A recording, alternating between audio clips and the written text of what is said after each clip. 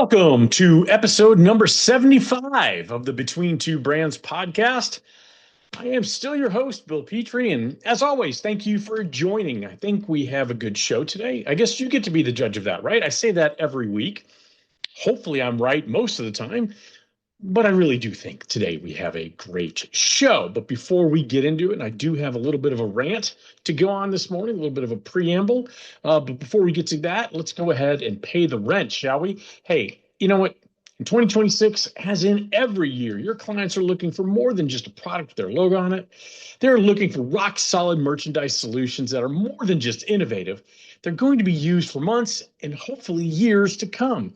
Now, let me introduce you, or in some cases, reintroduce you to our good pals over at Coaster Stone. They are the original manufacturer of the absorbent stone coaster, and they have unmatched quality, durability, and gorgeous edge-to-edge decorating that allow your creative designs to come to life in vibrant full color. Now, since 1983, Coaster Stone has absolutely set the standard when it comes to delivering a retail-inspired experience to any client function. How about instead of boring and plain packaging, packaging options that are fully customizable? Coaster Stone delivers value far beyond the product itself. Also, did you know that they manufacture their pinback buttons right here in the USA? Well, they do, and they are the ideal, cost-effective, and fun pieces of branded merchandise really anywhere around. Now, with that combination of stone-cold quality, striking decoration, low cost per impression, and absolute unmatched value, David Glenn and his team are ready to help you make a rock-solid impression with your clients. All you got to do is email them at promo@coasterstone.com and start your next project today. All right. So I'm not sure if this is a rant or not, but I guess it is. I guess you get to judge if it's a rant. So a couple weeks ago on my favorite Facebook page, the Promotional Products Face Group page, there was a complaint that I actually agreed with for once. And this is the fact that HPC and the Kuzi Group are no longer accepting debit cards for payment. The original poster, and I didn't write it down, so I can't remember who it was, so I apologize, was really not clear of the reason why. There were some comments about debit cards not clearing when the order ships, resulting in declined transactions and so on and so forth. I think the real reason is that since merchants are strictly prohibited by federal rules and card networks from charging a fee to the user, I think that's the real reason here. Either they don't want to pass along the costs, or they can't upcharge it, right? That's what I'm talking about. And so I have some really strong opinions about this. Maybe because when there was a time in my life where I didn't handle finances very well, and a debit card was really all we had. And maybe it's, as starting a new business 6 years ago, I didn't have the resources to have a fully company credit card, and I didn't want to back it with my own credit card. And so I use a debit card for a lot of my business transactions. Obviously, I have a credit card now, but when I started out, I didn't. And it occurred to me when I started Brand Debate with Kelsey Cunningham, we made a decision that we didn't want to make it hard for people to give us money. And that's been my mantra for years, well before Brand Debate ever started. Never make it difficult for people to give you money. Like I said, many small businesses don't have the cash flow to qualify for a business credit card. Like I said, I wanted a separation of church and state with Brand Debate, so I kept it that way financially. And a lot of people will say, well, hey, ACH is a solution. And it is. But if you have to, if the merchant doesn't make it easy for you and you have to go through your bank to initiate that ACH, a lot of time that means you're going to have to pay a fee, and those can add up.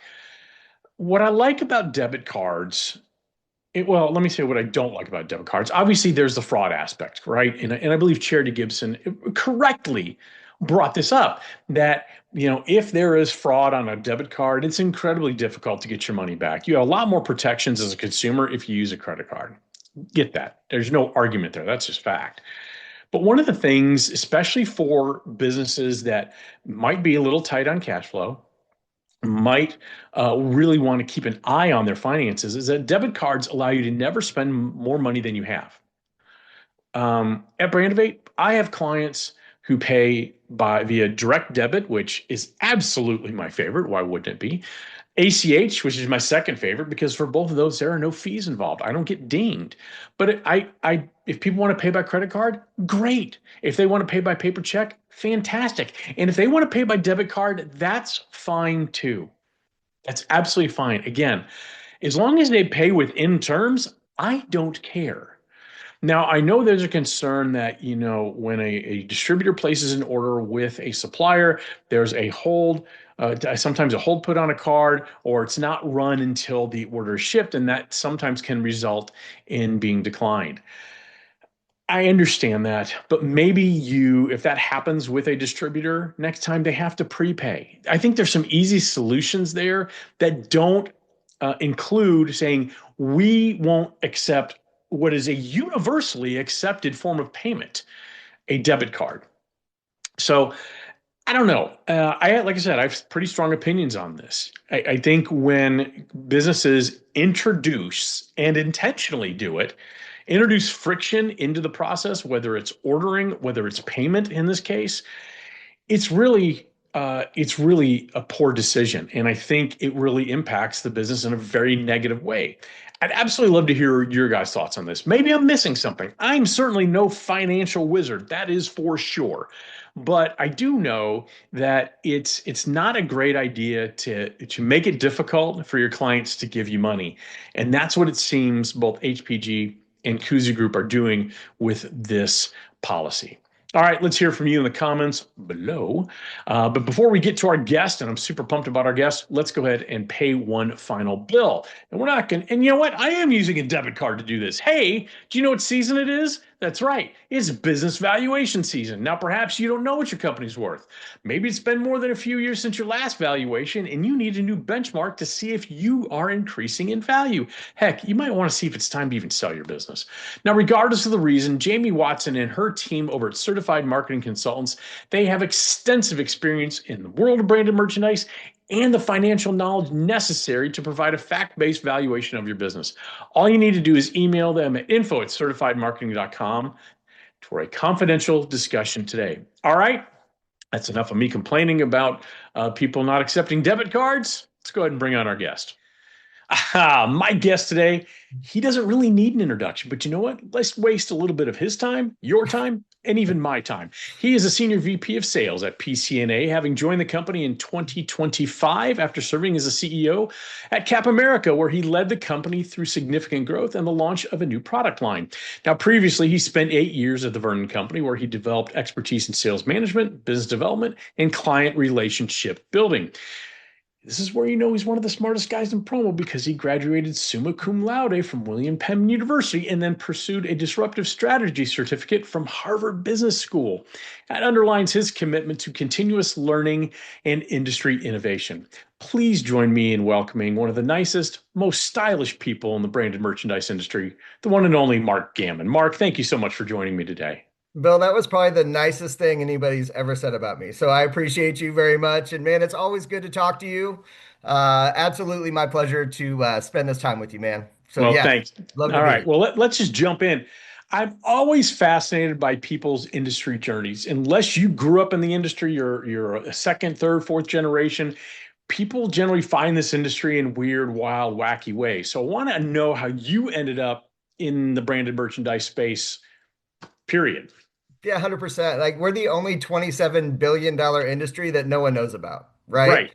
And me included. So out of college, I went to work for a marketing firm and I was there for about 8 years and I was traveling literally 45 weeks a year. Oof. My wife and I have been together for 30 years. I think you just celebrated a big anniversary I read on LinkedIn. You've been together 30, 32. We've been 32. married 32. We got married 5 years to the day of our first date, so 37 years together. Amazing. Yeah. And so Mitty and I have been together 30. Been married for 24. So It's she was awesome. tired of me traveling all the time, right? Sure. But I was really comfortable, Bill, where I was. And so I sent one resume out saying, like, look, I'm looking, but I really wasn't looking. Right. And it was to the Vernon Company. I'm very grateful that Chris and the team there brought me on board to run the middle third at the time. Hmm. That was the Central Region Sales Manager, and I Sure. climbed the ladder there, and such a great experience with a great company. And yeah, so I fell into it like everybody else, right? Pretty Yeah, crazy. Yeah. yeah. I always like to joke, I got my job in 2000 at Halo. This is before the bankruptcy, 9 months before the bankruptcy. And they were really in a thing. If we want to hire professional sales managers outside the industry, that was the whole company ethos. And I interviewed on a Friday. It was supposed to be in the morning, and then it went so well. I interviewed Friday afternoon. By Friday at 5 o'clock, I had the job offer. And I'm like, man, I crushed it. Only to find out a week later when I started that they had actually hired someone. She never showed up to work, and my boss had a vacation planned and needed someone to get in. So we all get in weird ways. Now, you spent like 8 years on the distributor side at Vernon before going to the supplier side. How did that experience working for Vernon help you when you started your journey at Cap America? Bill, it was everything. It really was to have the basis to know what distributors go through on a daily basis brought such great knowledge that I could bring to the supplier side. It Yeah, also brought empathy, right? Because I knew what they absolutely. were Love going that. through. Like, yeah, it really did. And really, the what we were trying to do then is the same thing we're trying to do now, and that was over a decade ago. Is just make something frictionless for each other, right? I Yep. mean, we want to make sure as a supplier now, especially that distributors, it's a frictionless experience, right? So Yeah, how can we make it as easy as we can to get us an order, deliver it on time, and then walk through? So it was just a focus of mine when I spent the time there to make sure we had a really efficient experience because I went through some of the struggles and the challenges sure. distributors had, and we're so reliant on each other. This business, and we'll Absolutely. talk about relationships, Bill. That's why I appreciate you, man. Like this business is that way, right? Yeah, Whether you're a distributor or supplier, we depend on each other. And so it was essential for me to have that experience. And to be honest with you, a big reason we had success, I think is just relating at the client level. And we're doing that at PCNA today. Like it's sure. becoming a little fans first and getting to think like a distributor is so important for us as suppliers, for It sure. is, and it's funny you bring this up because a little preamble I did before you and I started this morning. There was a post in the promotional products professionals Facebook group. Someone complained, and very rarely do I agree with somebody complaining in that group. It's like never. But this time, I think they had a point that they were very upset that a couple suppliers, I won't name them, I named them earlier, but I'm not going to put you on the spot, they don't accept debit cards as payment as a form of payment. And while I understand sort of a little bit of the philosophy behind that, in my mind, as a business owner, I never want to make it hard for people to give me money. No. And to me, Right. that's introducing friction into it. You don't have to answer it. I just thought I'd tie back since I talked about it. Now, after you spent 10 years climbing the ladder at Cap America, and you ended up as CEO for 4 years, Yeah. before you left, before you left for PCNA, what was that transition like? That had to be a challenging transition. It was great, right? So I'm first of all super proud of what we built at Cap American. Such a Mhm. wonderful company. Most of the team that I work with are still there, and the foundation's great. They'll do wonderful. So it was a good time for me to kind of look at what was next. And so PCNA, I was going to take a little time off. I was in Bozeman, Montana, with my family. I was It's with a good Minnie and place to Quinn, take and time off, by the way. it wasn't terrible. It wasn't terrible at all. And I've known Neil, the CEO at PCNA, for a really long time, and Mhm. he reached out, and it was great. I've got a huge amount of respect for him and PCNA in general. And so I flew out the following week, and it was just the timing was perfect. I wasn't really. I had some other opportunities, and wasn't really ready to do something. It was just too appealing to join Yeah, such a foundationally solid, wonderful absolutely. place. So the transition was a blessing. It worked out That's really great. well. Last fall, I came over in September, and it's been a whirlwind since, Oh, Bill. I'm Like sure. a lot of initiatives, a lot of change, exciting. Change is always hard too, right? It's one thing to say it, it's another thing to do it, Yep. and it goes back to what we were talking about of really thinking like a distributor and being fans first Mhm. and really collaborating with our distributor partners. It's been a lot. I live on an American flag. People ask me like, Did you move? And I'm like, I didn't move. I'm still in Southern Missouri, but Yep. I'm moved into an American flight back and Yeah. forth in Pittsburgh a couple times a month, which is great. A lot of smart people around me. I'm very challenged. It's the transition's been wonderful for me I love personally it. and professionally. It's been great. Yeah. And Pittsburgh, by the way, super underrated town. People don't have a lot of love for Pittsburgh. I love that city. Oh my gosh, are you kidding me? Like all the bridges, absolutely Hmm. beautiful. One of the best ballparks on earth if you're a The baseball best fan. ballpark Oh, on earth. unreal, right? Yeah. Unreal. We were there like 3 or 4 weeks ago, and there were maybe 1,000 of us there, right? A guy was yelling at the pitcher, and I think the pitcher hurt him, right? So, Yeah. and it's like so beautiful. And then the culinary scene in Pittsburgh, like the Oh food yeah. scene is off the charts. Yeah, no, I love it in Pittsburgh. It's Yeah, great. I love it. Every time you and I talk, it seems like our conversations always go back to company culture. And I know that's something you are such a strong advocate for, but a lot of people are advocates. You actually do things about it. How have you built company cultures, and what would you recommend other people do when they want to build a solid company culture? Yeah, I'm giving a speech next month, and it's all about culture and how important it is to business success and how it ties into relationships. And it's engagement. It really making everyone around us feel like if you genuinely care about the success of the people around you, Bill, good things happen for everybody. First of all, it's more fulfilling as humans Hmm. to make sure people around you succeed. But it's also good for them and it's good for the company, right? So the training piece and genuinely caring about what that culture looks like. And we're seeing a shift here at PCNA. It's been pretty phenomenal. We enacted a fans first motto, which is really distributor focused, and the whole company has really embraced it. It's been amazing from an engagement standpoint. But culture isn't a poster, man. It's real. It Culture is. is something that we adhere to. It's something that we believe in. And it's healthy for organizations to really support one another, right? Yeah. In the journey, and not only professionally but personally, right? So there's a lot of things that happen, and I'm not a huge title guy. I've had them, and it's easy for us, Sure. Bill, when you've had a title to say titles don't matter. So I'll put that out there. Right. But really, at the end of the day, we're helping each other, right? Right. It was the same when I was at my previous position, and now, like I can remember giving tours, and they're like, "Why do you know everybody's name?" I'm like, "Why wouldn't I know everybody's name?" Right? 100%. 100%. I Yeah. totally Yeah. agree. And it does come from the top down. And one of the things when I've been in position trying to instill a corporate culture, to me, it always started with when something goes well, that's we. When something goes wrong, that's me. And that it was with that. I always wanted to create a culture of accountability, which is it's not easy. It isn't. No, and it's funny, like we're talking about fans first and how it relates to how we're thinking like a distributor and really supporting our partners, which is important. But it all starts with supporting each other internally. So when we Hmm. say like fans first, it means like fans of each other, right? Yeah. And making sure that we're succeeding together and all marching the same direction and rowing the same way. And it's easier said than done, right? And not Hmm. a lot of times there's conflict in personalities. And I say a Sure. lot, you don't have to have a beer on Friday night, but you have to support each other when we're in the walls, right? And one singular focus. Look, Yeah. I can, if there's one thing I can do is tie every single thing back to a Van Halen analogy, which I will now do. David Lee Roth and Eddie Van Halen hated each other from the day they met. Absolutely. But that friction, that creative, they worked together in a band for over 15 years before Roth left. They created some of the, in my mind, the greatest music that era put out.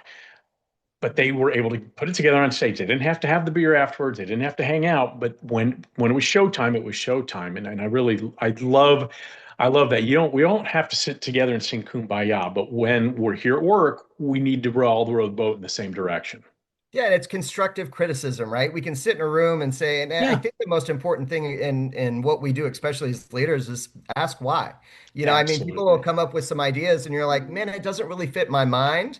But why are you thinking that way? Like, talk Hmm. me through some of this. There's a book, and you got to read this, Bill. It's pretty interesting. It was recommended to me by somebody that works really closely with me at PCNA. It's called "Surrounded by Idiots," and the Okay. book is, I mean, it sounds a little bit weird, but it Love the means title. yeah. Oh, it's crazy, right? It's a great title, but it's means that you're not surrounded by idiots. You're surrounded by people that think differently Yeah. than you Oh, do. So absolutely. let's learn how to embrace that, right? Yeah. It's pretty fascinating on how that mindset works and how people really think and make decisions. And if you make a little bit of effort to try to understand why they're thinking that way, it's easier on you and it alleviates frustrations on both ends, you Well, know? and it also, I love that, and I am going to pick up that book. And it goes back to when you hire people, though. You have to give, as leaders, I'm a firm believer, you have to give people permission to question what you do, not in a disrespectful way, but if they don't understand what you're doing and you can't explain it, why are you doing it? And it's funny because I'm coaching someone right now who's in a new leadership position, and he is scared to bring up things he disagrees with to the owner. And I said, that is why you were hired. I said, if you want a guaranteed way out of this company, keep doing nothing. You can challenge people in a respectful way. That's why they want you there, because again, that little bit of creative friction, or maybe they can turn your mind on something, but maybe you can change their mind. That is important. That's how innovation happens. That's how growth happens. One of our pillars at PCNA, which I love, and I think Neil coined it, but it's say it like it is, right? Hmm. And as leaders, like I want you to disagree with me tactfully, right? I just want you to say, Yeah. like, why are you thinking that way?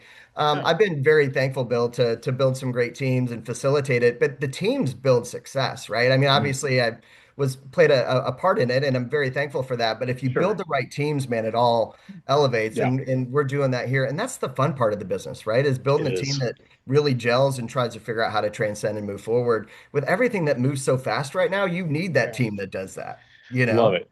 Love Yeah. it. Love it. Yeah. Now, you have, like some of us, not a lot of us, but, and I do too, but you have experience on both the supplier and the distributor side of the industry, which gives you really good insight. I want to ask you a couple questions. From my perspective, and maybe I'm wrong. I've been married 32 years. I'm used to being told I'm wrong, but I think we're seeing the erosion of the middle class of the industry. You have the large companies, and then you have very small boutique companies, and there's not that middle. The middle class seems to be disappearing. Do you see that, and is it impacting the industry in the coming years? You know, we are seeing some of that, right? Consolidation will tell you that, some of the middle class is getting eroded, but I'll also say that the middle class is essential to growth in any capacity, whether it's society or business or culture, Agreed. right? Innovation really happens there, right? And competition happens there. Hmm. I do see a little bit, but I also see a push of keeping that middle class intact in some Good. capacity for a very long time. So I think while it is eroding and you see the large getting larger and the smaller getting a little bit smaller, I think that Hmm. is always going to exist because it's where the competition and pushes us. We're a large company in the industry, but there's so many great things that happen with companies that are much smaller than us that really Right. push us to think differently and more competitively. And I think that has to stay. I think that middle class needs to exist just from an innovation standpoint. Like Agreed. there's so much that happens. Yeah. It's not just the big guys that come up with great ideas. Sometimes it's the small guys that come with brilliant ideas, right? Um, Absolutely. and it's great for us. So while I see it eroding a little bit, I think it's going to be a long time before it leaves us, and I hope it never does. Yeah, agreed. From your mouth to anyone's ears. Yeah. Now, you brought it up. You work for a large organization, but that doesn't mean you don't have budget concerns. And this is an industry that's traditionally funded by suppliers Yeah. and distributors. I love you. I'm a reformed distributor. I'm not. But if you really look at it, this is a supplier funded industry. How do we level the playing field, Mark, so that it's more of a cooperative instead of suppliers funding every event?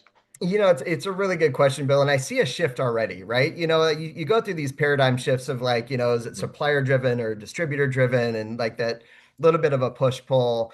And I'll give you a great example too. So partnerships, and people talk about it, but ones that really believe in it and mean it about supporting each other, they win long. Do. Yeah, right. I mean, like really mean it. Like just don't Yeah. talk about partnership. Hmm. I was lucky enough to be at an industry event. I left on Sunday to be out there on Monday. And the person that runs the event's one of the nicest humans on earth and runs a very successful company in our industry. And he had five of us out to his golf course, and he would not let us pay for anything. Like it was just one of these like this is like my give back to you, and I'm Hmm. seeing that more often. It's Yeah. pretty interesting. I'm going to dinner with really talented distributors who do a ton of business with us, and I go to Hmm. grab the check, and it's already been taken care of. Yeah. Like these small little gestures of things I'm seeing happen. I love So I that. think the push pull is the partnership is kind of equalizing, right? And we Good. know that we're all dependent on each other. Long term, we are. Yeah, I mean, it really we're is. It's not married. like, yeah, I mean, without each other, there isn't a wonderful industry that we're all thankful to be working in. So I think it's becoming more partnership, which is great. I I love do. that. Yeah, it's something that's Yeah. always stuck in my craw. And when I worked for a very small distributorship 15 years ago, and I was building it, running it, and all that, I made it a point every industry show, I'd pick one of our supplier partners and I'd take them to dinner. It's Yeah. very similar. I couldn't afford much more than that, but it was like, and I would tell them up front, I'm paying for dinner. I want you to get anything you want. This is my thank you for everything you do to support us. I love that. Yes. You're on the board, you're on the PPAI board, and you're the vice chair of financial services, right? Is that correct? Yes, sir. Yep. Yep. I'm always fascinated by the board because I'm a fan of PPAI. So, from a time perspective, what is your commitment? I mean, you said you're on a plane all the time. You're on first name terms with the most American Airlines pilots going from St. Louis to Pittsburgh. Uh, Yeah. Welcome what is back, that? Mark. Yeah, Yeah, you're right. Yeah, yeah, yeah. yeah. What Yeah, does it's that good. time commitment look like to you? It's not aggressive, and it's yeah. To be honest with you, it's very beneficial for me personally too. Sure, So, on average, I'm probably spending 8 to 10 hours a month. okay, On what it is right now. Obviously, the more you get involved, and like Danny, for sure. example, who's one of the best chairs, he's so good for the industry. He spends way more time than that, right? But it's not an aggressive time, and the amount of people that you get to collaborate with are the most brilliant minds in the industry. Grateful to be able to be surrounded by some of that and to really interact with. And it's really for industry growth, right? We went through a strategic plan last fall and Hmm. reshaped Yep, PPAI, which is pretty phenomenal, and identified new pillars. absolutely. It's phenomenal. It's great, and the time commitment isn't crazy for anybody that listens to this. I recommend it highly. I Yeah, really get involved in the industry. Get absolutely. involved. I mean, it matters to the industry to have really talented people involved at the volunteer level. And Absolutely. it's how we grow and it's how we get the word out to youth too, right? Like I'm not Mhm. a young guy, Bill. I don't know. It's you're probably younger than I. I don't think so. Yeah, I'm so it's 56. close. I don't mind. Yeah, I'm 56. I'll be 51 in 2 days. There you go. So yes, yeah. So, but we need people that aren't my age coming in the industry, right? We need Absolutely. people in their 20s to be really energetic about the branded merch industry, and we'll get there. And that's a goal of mine. And serving on the board, and a lot of us feel this way too. We really need to transcend what we do into colleges and universities and Yeah, to the education level, so people realize how wonderful this industry is. Uh, absolutely. yeah. Yeah. Happy birthday, by the way, in a couple days. Well, I appreciate Um, that. Thank you. and I couldn't agree more. And whatever level you can give from your time, give back to this industry, highly recommend it. I have had more good things happen because I volunteered at the regional level, at the national level, lead, GRAC, whatever I'm involved in at the time. I feel incomplete if I'm not volunteering and giving back to this industry. Yeah, we spent some time together at Lead. What a We great did. event, right? Like, I My mean, it's Yeah. phenomenal. It's my Yeah, favorite event of the year. I think I say it all the time. It is the most important thing that PPAI does. I firmly believe that because we are up there in front of elected officials and staffers advocating for small businesses through the lens of branded merchandise. It's yes, not just talking about the efficacy of branded merchandise. Yes, that's part of it, but we're really advocating for every single member of this industry. yes. Oh, completely agree. It's just such a great experience, and it's good for the industry to have talented people there. And I encourage everybody to listen to this again to get involved in at the local level and the volunteer level. And if you have any Yep. questions, send Bill and I a note. We can There you go. connect you. Yeah, I love love it. it. Yeah, You mentioned Danny Rosen, yes. and I guarantee you he is listening to this podcast right now in his shower. That is what he does. I get very odd texts from him saying, "I was just watching myself, and I heard you talk about," and I'm never sure if I should be honored by that or disturbed or a weird mix of both. But that's beside the Uh, point. yeah, yeah, He is the board chair, yes. and you and I both know Danny. He has the most positive outlook and the biggest heart of any human this side of Mandy Rudd that I know. The best, the What's it best. like working with him as him being board chair? As you would think, it's phenomenal. Danny has such a great viewpoint on life, and the best thing about Danny is he listens really well as well, Yeah, right? He's got great perspective. He cares so much about people in the industry and where we're going and how it works, and the staff at PPAI and the board and all of us and the industry. It's a great experience, and it's great for me to learn from that as well. I Love mean, that. just his empathetic view on life is pretty Mhm. phenomenal. Great human. I'd not heard the where he listens to that. That's great. He's just a great person, man. He's a great human. Yeah, Is. All right. Last thing I have to bring up, and then if there's anything you want to talk about, please do it. And sure. this is the real reason you're on this podcast. Let's talk bourbon. We've Yes, talked about you coming down and hanging out in my backyard while I'm smoking meat and having some bourbon. We're going to do that at some point, would love but I have it. a couple bourbon questions for you. I want to know your favorite sipping bourbon with just Okay. just neat. What do you like? I'm an Eagle Rare guy. Okay. And I like it super smooth. Like I love absolutely. I'm addicted to Eagle Rare. Okay. If you've never had Bomb Uh, Bomb Burgers is a bottle you need to pick up. My good friend Ron Weaver at mhm. Apex, he came in to play golf. This has been a couple years ago. Brought a bottle in with him, and I've been hesitant to bring it out. I put it on the top shelf so people don't reach it for it that often. They're welcome to. So when you come down to Yeah. my bar bill, you're welcome Okay. to anything there, anything on the top shelf. You have to try a little bit harder for. So that's the Okay. good stuff. Look, effort should But be rewarded. you should effort is rewarded, and Bomburgers is pretty tasty. It's a form of Weller, which Okay. obviously you're very familiar with Weller. Now tell me I am. about you. What's your favorite sipping bourbon? My favorite sipping bourbon is one of two. If I'm feeling real bougie, it's going to be the Calumet Farms 15. Nice. Really good, very nice. It's a little hot up front, but a beautiful caramel vanilla finish, which I absolutely dig. But like for a daily, you can't go wrong with the Elijah Craig Toasted Barrel. Oh yeah, Elijah is so good. Oh my Yeah. gosh, yeah. If it wasn't so early, we'd toast. I Yes, think, absolutely. yeah, that's Absolutely. fantastic. I love it, Now, and I will get down to that place in Nashville in the bar. I promise, Bill. We'll you get there. will. Absolutely. What's your Yeah. favorite cocktail you have bourbon in? I'm an old-fashioned guy. It Yeah. really, I mean, I don't get that fancy. There's two things. There's two liquors I really love, Bill. I love tequila and I love bourbon, and they're both just really Mhm. tasty.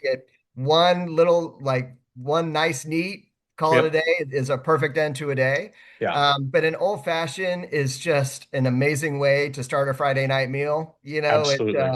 Have a really nice old-fashioned, then move to a glass of wine. It's a great place to be. Now, give me I, yours.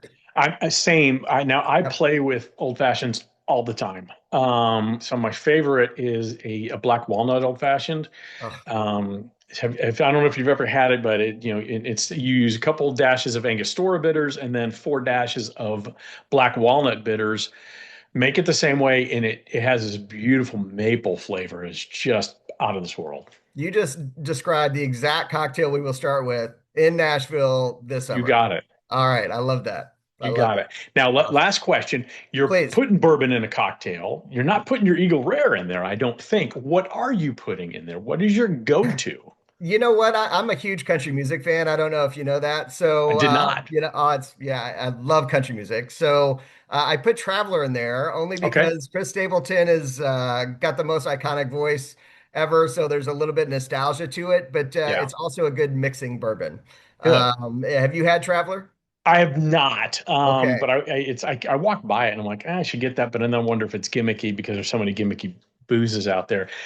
Mine is, and I am I'm 100% Scotsman, which means some people would call me cheap. My grandfather would tell me I'm thrifty, so we're going to go with that.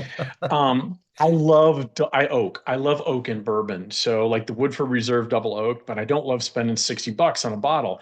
And I'll tell you, the Jim Beam Double Oak is Yeah, phenomenal as a mixer. I've heard Phenomenal. that. And it's I've heard. $20. Yes, I didn't know you were a Scotsman, so I've got to give you this too. I've been lucky enough to go to Scotland the last few years to play golf with an amazing Uh-huh. group. And it's a Scotch. It's called Kingsbarns, which is also a Okay. beautiful golf course, by the way.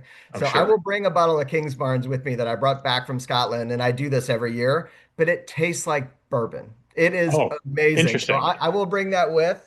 All And it's right. pretty phenomenal. So we've got some to-dos on the list, I Bill. got some plans. So I'll have to craft a whole like menu to make. I love it. I love it. No, Is this there is anything you fantastic. wanted to talk about before we close this up? We just appreciate you doing this, man. So life's good. Really grateful for where the industry's heading. Like everything's moving so fast. Like, we've got so many innovators and disruptors in this industry, and keeping pace is the challenge to it. So, man, it's I love having these conversations, Well, So we need to do this more often, Bill. But we very, very we much appreciate you, man. we do. Before I say goodbye, let me thank our sponsor of this fine podcast. This episode of Between Two Brands has been brought to you by the good, strong folks over at Coaster Stone, home of the original absorbent stone coaster. Now, with that combination of stone cold quality, striking decoration, low cost per impression, retail packaging, and unmatched value, David Glenn and his team at Coaster Stone are ready to help you make a rock solid impression with your clients. Go ahead and email them at promo@coasterstone.com today. Mark, a pleasure as always. We don't talk enough, and I hope we rectify that moving forward. Same, brother. Thank you.